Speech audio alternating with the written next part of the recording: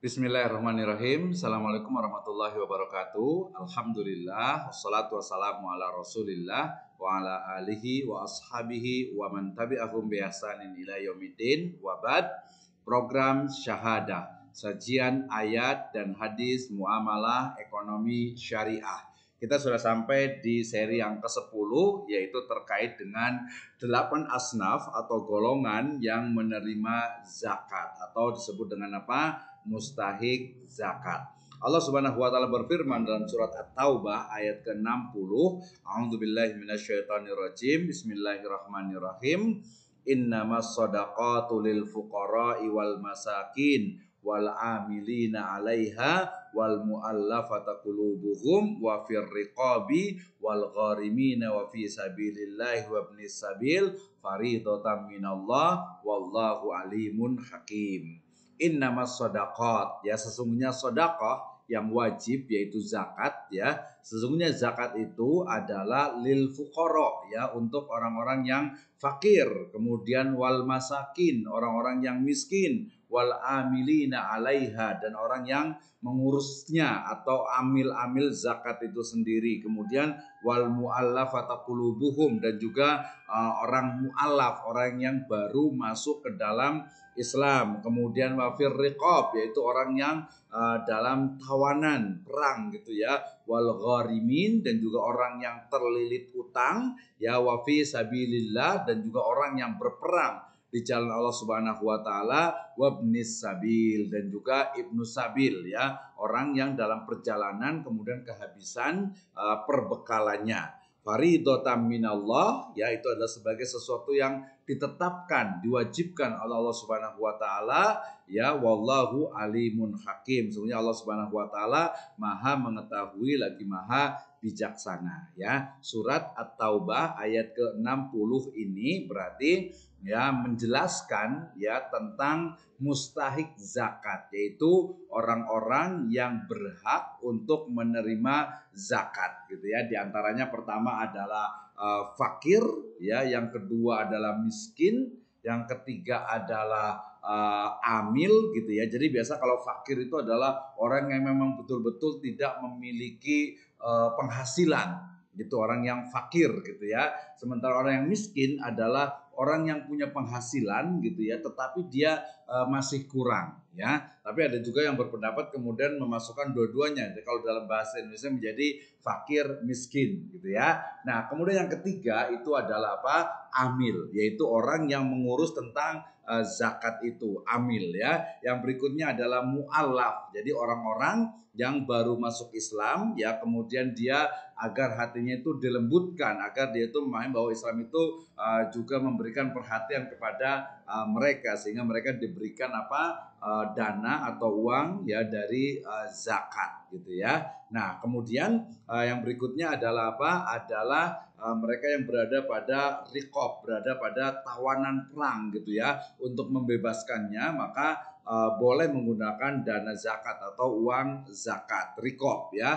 Yang berikutnya adalah gharimin, jadi orang-orang yang punya utang, ya, utamanya adalah utang yang konsumtif, ya, dia terlilit utang gitu ya, sehingga kemudian dia harus dibayarkan utangnya agar hidupnya bisa terbebas dari utang tersebut, ya. Yang berikutnya adalah sabilillah, artinya orang yang berperang di jalan Allah Subhanahu wa taala, ya, fisabilillah. Dan yang terakhir itu adalah ibnu sabil, jadi orang yang dalam keadaan perjalanan, dalam keadaan safar, dalam keadaan perjalanan atau jauh dari negerinya, kemudian dia kehabisan dari perbekalannya, kehabisan uangnya, kehabisan makanannya, maka dia hendaknya, ya, atau dia diperbolehkan untuk mendapatkan uang zakat gitu ya.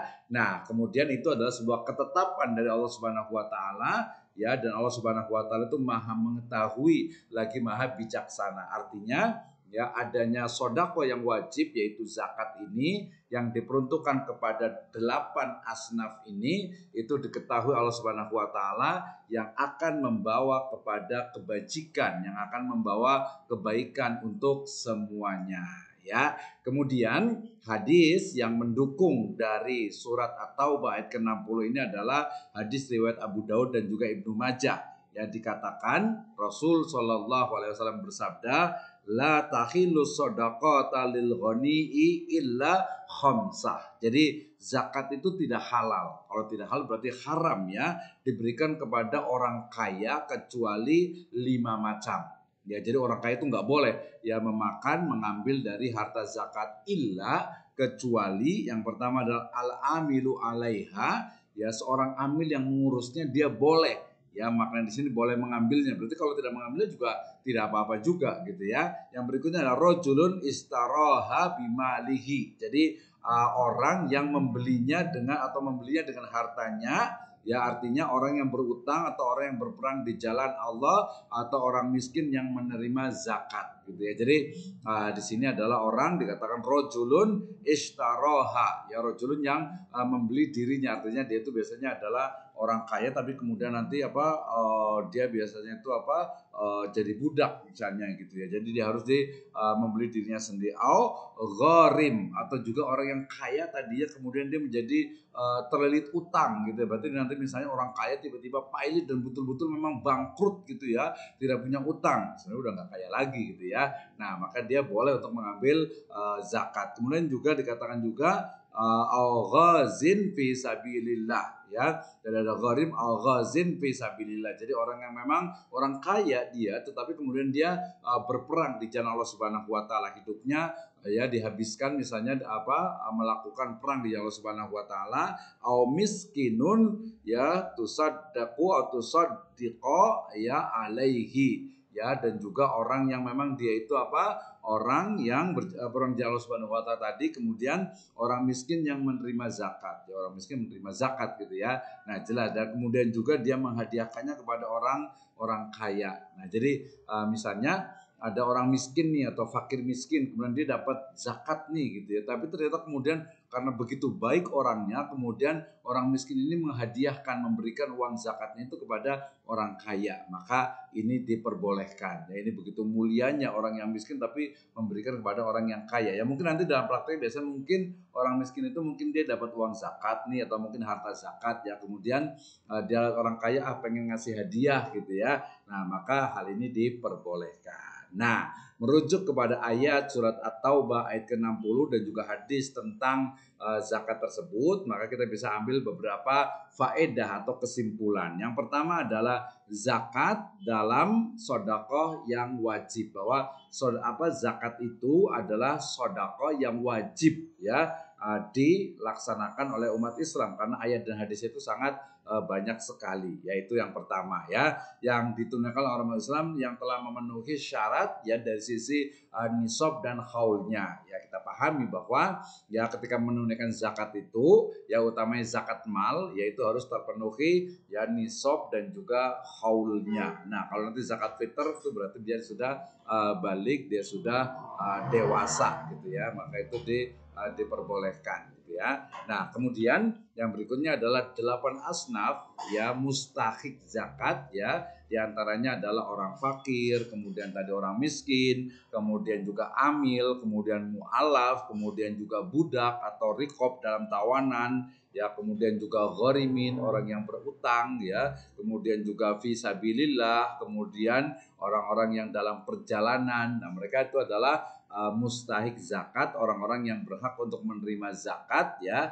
Nah, dalam konteks modern bisa jadi diperluas maknanya ya, artinya tetap 8 asnaf itu, tetapi kemudian maknanya bisa lebih luas lagi ya. Berikutnya adalah Allah Maha mengetahui mengenai hikmah dari zakat ini. Salah satunya adalah untuk ya sebagai distribusi kekayaan dalam ya memenuhi kebutuhan hidup dari mustahik zakat. Jadi nanti salah satu dari fungsi zakat itu adalah distribusi kekayaan ya, dari yang miskin ya atau dari yang kaya kepada yang miskin gitu ya. Nah, kemudian Allah Maha bijaksana, artinya kebijaksanaan Allah Subhanahu wa taala itu dalam menetapkan asnaf atau golongan yang berhak menerima zakat ya. Kemudian yang kelima, yang terakhir adalah orang yang haram ya, atau orang yang haram menerima zakat itu adalah orang kaya ya. Itu kecuali mereka dapat hadiah dari para mustahik zakat lainnya yang dengan ikhlas Ya, demikian mari bersama-sama kita ya menunaikan salah satu dari kewajiban rukun dalam Islam, yaitu zakat, baik itu zakat fitr ya ataupun juga zakat mal ya, zakat pada harta kita yang tentu saja telah memenuhi ya dari sisi nisab ya ukurannya, dan juga haul ya sudah dalam 1 tahun. Demikian program syahadah, sajian ayat dan hadis muamalah ekonomi syariah. Wallahu a'lam bishawab. Assalamualaikum warahmatullahi wabarakatuh.